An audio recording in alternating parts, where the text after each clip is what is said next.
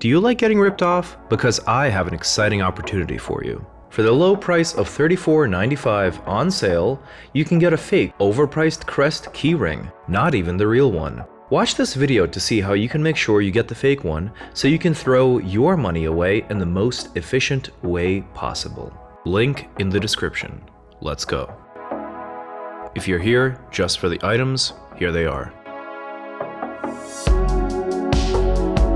Unfortunately, I don't have the OEM keyrings packaging, which would have been useful for this comparison, but I can point out red flags from the 3 other keyrings.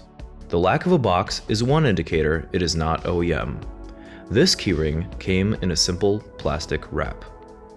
The next 2 I ordered arrived in boxes, but with very different designs. Most of the information is the same, but one is much more detailed than the other. They're even different from one another in terms of packaging printing. One reads when you flip it side to side, the other upside down. The most usual packaging is a plastic wrapped keyring inside the box. If yours comes with no plastic wrap and a toothpick, then it is most likely not OEM. Speaking of tasteful, or lack thereof, on the fake version, we can observe a bright, yellow, clean clown costume gold. The color of the OEM version of the Crest keyring is more of a refined, darker gold, and more of a tame color. Maybe bronze is a better word? Which word will you use for this shade of gold? Leave a comment below. Let's look at what the dimples under the stripes look like on the nice keyring, then look at the other ones and compare. If we focus on sections of the crest with the antlers, we can see the dimples appear careful, staggered, and uniform, but mildly imperfect, in a nice manner, as if human-made. Let's focus on the black stripes. On the black stripes, we can see that the dimples are not visible. Under the red, the dimples have the same rich human touch and quality. Now, prepare to be unimpressed with the next 3. Knockoff number 1 in black, machined. Red with the same colors, also machined. Red number 2 with the weird colors and offset crest.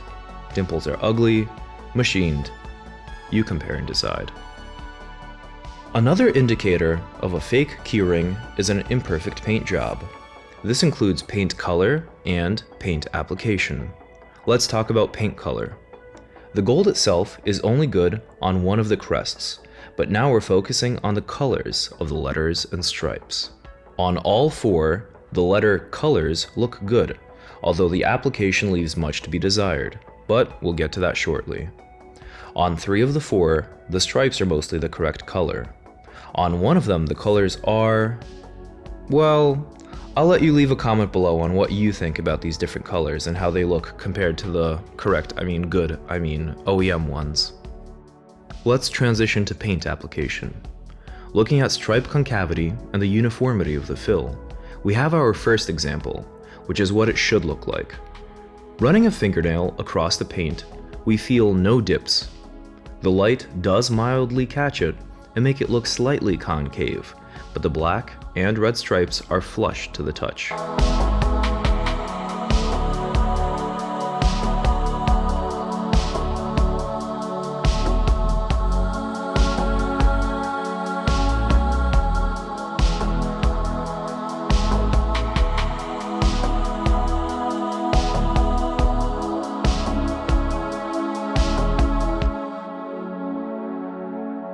If you're not sold on why you should buy many of these to most efficiently waste money, then let me give you an additional reason. The way you make sure you purchase a fake is to ensure they have spillovers near the antlers. To make sure you're in the money, also look for exaggerated, overly bolded Porsche logo paint.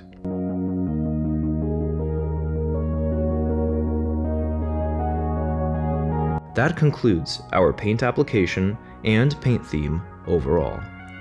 Transitioning away from paint and moving on to material, the standard keyring immediately feels cool to the touch. I am not a metal specialist. I'm a humble man making videos on the internet, talking into a microphone, editing clips together. But when I touch the other 3 keyrings, they don't feel as cool. Literally, not as cold. It's entirely subjective. Maybe it's a cheaper or different metal, I don't know. It's not as cool to the touch. It feels fake. That's the end of our metal segment. Moving on to its shape, if the crest is improperly shaped, it will not completely bond to the leather. One can guess that if the metal is cheap, it can warp if heated too much.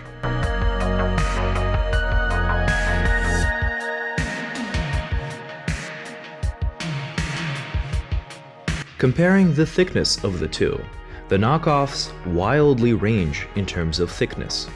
The OEM is a few millimeters, with one of the knockoffs being more than double that width.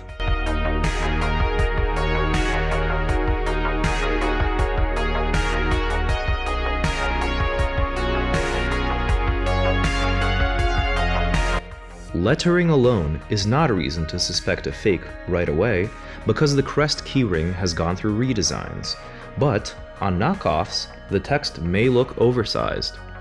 Especially around the P and E letters, the paint on the perimeter of the lettering is just too much and stands out way too much compared to the rest of the crest.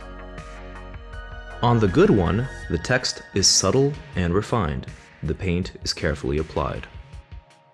Now let's look at the leather.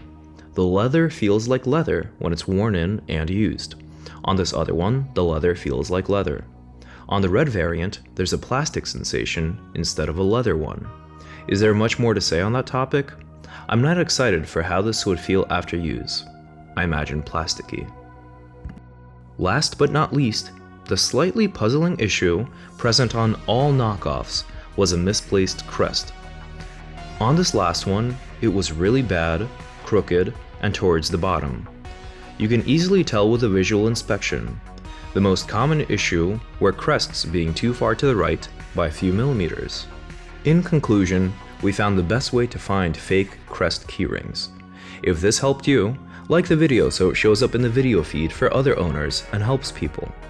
On the channel, we've done clutch, flywheel, air oil separator, mass airflow sensor, and other video guides and tutorials, so be sure to check those out too.